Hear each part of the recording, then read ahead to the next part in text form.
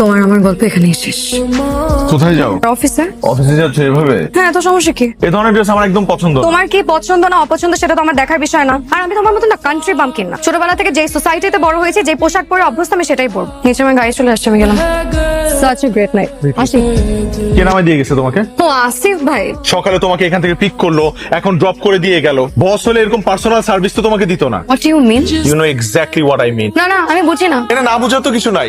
সে একজন ডিভোর্স গাই, সে তোমার সাথে কেন ঘুরে, তার মতলব কি আমি বুঝি না। তোমাদের এইসব দেখে মনে হয় না তোমরা অফিসের কলিগ, দেখে মনে হয় তোমরা গার্লফ্রেন্ড বয়ফ্রেন্ড। এই কথাটা বলার আগে একবার তোমার মুখে বাঁধলো না? না বাধে নাই। সেদিন তুমিও তো সানজিদাকে নিয়ে উল্টাপাল্টা কথা বলছো, আমাকে সন্দেহ করছো। কই তোমার মুখে আটকাইছে? তোমার মুখে তো আটকায় নাই। রঙ্গ তামাশা করে রাত্রেবেলা বাড়ি ফিরবা। ভাই এত মডার্ন পার্সন আমি না, হ্যাঁ, বুঝছো? তুমি কেমন পারসন সেটা তোমার খুব ভালো করে বোঝা হয়ে গেছে। তুমি না তোমার এই স্টেরিওটাইপিক্যাল চিন্তা থেকে জীবনে বের হতে পারবা। বাইরে বয়ফ্রেন্ড পালতেছো আর বাসায় হাজবেন্ড রেখে দিছো।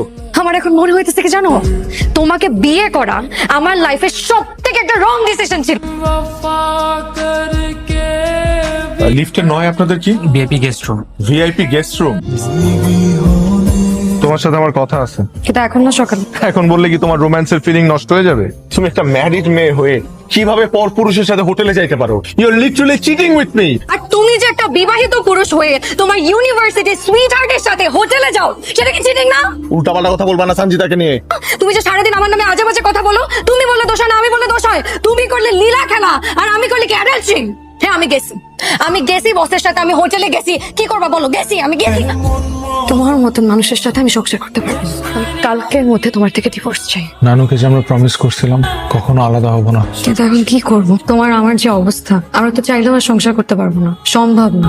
কাজ আমরা করতে পারি। এখন কাউকে কিছু না জানালাম, আর দাদির হাতে যেহেতু 6 মাস সময় আছে, 6 মাস পর না হয় আমরা ডিভোর্স দিলাম।